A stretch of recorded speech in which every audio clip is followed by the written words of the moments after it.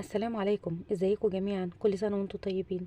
النهاردة هنعمل مع بعض الحلبة المنبتة عشان العيد. كل سنة وانتم طيبين. يلا بينا بقى نشوف عملناها ازاي. اول حاجة هنجيب من العطار ربع كيلو من الحلبة.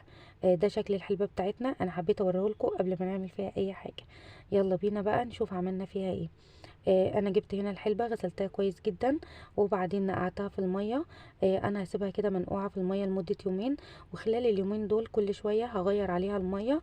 يعني هغير عليها المية كل ساعتين كل ثلاثة، كل ما ادخل المطبخ هصفي المية القديمة بتاعتها واحط عليها مية جديدة. عشان الحلبة بتاعتنا ما يطلعلهاش ريحة وما تبقاش وحشة. يلا بينا بقى نشوف عملنا ايه. بعد يومين الحلبة بتاعتنا اهي، ده شكلها. بدأ ان هي تنبت معانا، وزي ما قلت لكم انا كل شوية بغير عليها المية، فعشان كده المية بتاعتها شكلها حلو وابيض. ده شكل الحلبة بتاعتنا، انا حبيت اوريه لكم من على قريب. شوفوا بدأ اللي هي ايه يطلع لها تنبت تنبيتة بسيطة كده. فكده خلاص احنا محتاجينها بالشكل ده. لو قعدت معاكم يوم ونص كده وبقت بالشكل ده يبقى تمام. قعدت معاكم يومين برضو يبقى تمام. انا قعدت معايا هنا يومين. يلا بينا بقى نشوف عملنا ايه. انا هنا صفيت الحلبة بتاعتي، صفيتها من المية خالص. وغسلتها كويس جدا برضو تاني. ده طبعا بعد ما قعدت يومين في المية، ونقعتها لمدة يومين لغاية ما بقى شكلها بالشكل ده. يلا بينا بقى نجيب مصفى ونصفيه. عايزين نصفي الحلبة دي كويس جدا. هنجيب مصفى وهحط تحتها طبق كده زي ما انتوا شايفين، عشان المية اللي هتنزل من المصفى يعني تنزل في الطبق ده. خلاص. انا هنزل بقى الحلبة بتاعتي في المصفى عشان تصفي ميتها كويس جدا. ودي برضو خطوة مهمة جدا، ان هي تصفي المية بتاعتها كويس جدا اهي.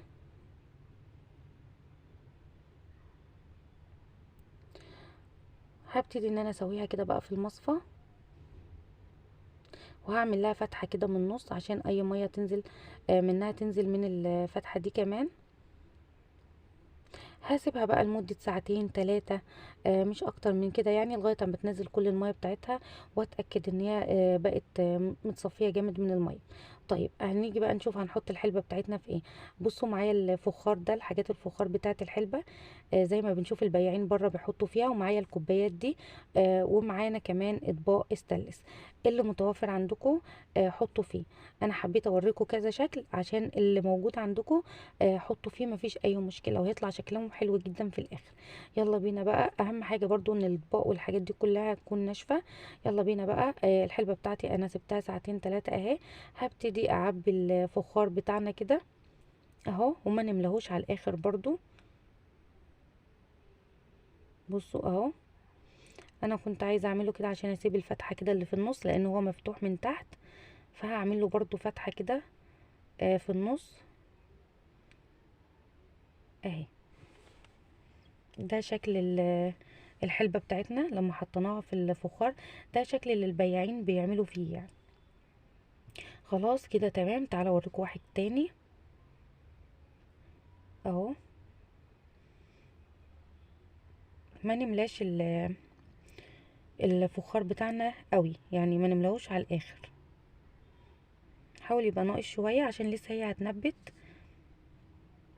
ونعمل الفتحة اللي في النص دي اهي. خلاص. وده تاني واحد معانا. تعالوا بقى نشوف كمان الكوبايات هنمليها ازاي. على فكرة الكوباية دي انا فتحاها كده فتحة صغيرة من تحت، قصاها بالمقص عشان اي مية زيادة او اي حاجة تنزل منها. هنملاها برضو كده نصها، مش هنكتر فيها برضو، لان زي ما قلت لكم ان هي لسه هتنبت. وهعمل فتحة كده في بين الحلبة كده من النص اهو، هوسع لها كده من النص. بصوا اهي. انا خلصت كل الكمية بتاعتي، ده عبارة عن ربع كيلو من الحلبة. هغطيهم بقى بقماشة، والقماشة تكون مبلولة، يعني اي فوطة مطبخ وتكون مبلولة، يعني نبلها جامد وبعدين نعصرها كده ونسيبها مندية. واهم حاجة برضو ان الفوطة تلمس الحلبة بتاعتنا، يعني لما نيجي نحطها عليها تلمس الحلبة بتاعتنا. كده انا غطيتهم اهي بالفوط، والفوط مبلولة زي ما قلت لكم. وكل ما نلاقيها نشفت، يعني واحنا رايحين جايين عليها كل ما نلاقي الفوط نشفت نبلها تاني ونحطها لغاية اما الحلبة تنبت معانا. ده خطوة مهمة جدا عشان الحلبة تنبت معانا. يبقى كل ما نلاقيها نشفت نغطي نبل القماشة تاني بالمية ونغطيها بيها عشان تنبت معانا. وهي هتنبت معانا في خلال يوم بالكتير او يوم ونص هنلاقيها منبتة وزي الفل. وده شكل الحلبة بتاعتنا بعد ما نبتت. بصوا الكوبايات، بصوا الفخار، الاطباق، بجد شكلها حلو جدا وطعمها حكاية للي بيحبها. اهي شوفوا التنبيتة بتاعتها عاملة ازاي. بتمنى ان انتوا تجربوها، وبتمنى لو انتوا وصلتوا معايا لغايه هنا تدعوا لماما ربنا يشفيها ويعافيها، هي اللي قايله لي على الطريقه بتاعتها. آه بصوا هنقلب مع بعض بقى الحلبه بتاعتنا. بصوا اهي شكلها في الفخار، ده شكل الفخار اهو، شكلها حلو جدا.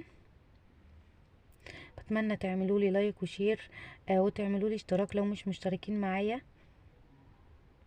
ادي شكل الحلبه بتاعتنا. تعالوا نجيب كوبايه كمان ونوريكم شكلها عامل ازاي.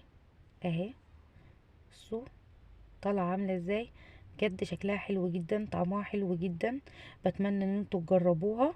يلا بينا بقى اقدم لكم باقي الحلبه. وده شكل الطبق كمان اهو، شكله حلو جدا. انا قدمت معاها ترمس هنا، كنت عامله ترمس وقدمته معاها. بتمنى ان انتوا تجربوها، بتمنى ان هي ان شاء الله تعجبكم. وبتمنى لو انتوا مش مشتركين معايا تشتركوا معايا في القناه وتكتبوا لي تعليقاتكم. والسلام عليكم ورحمه الله وبركاته.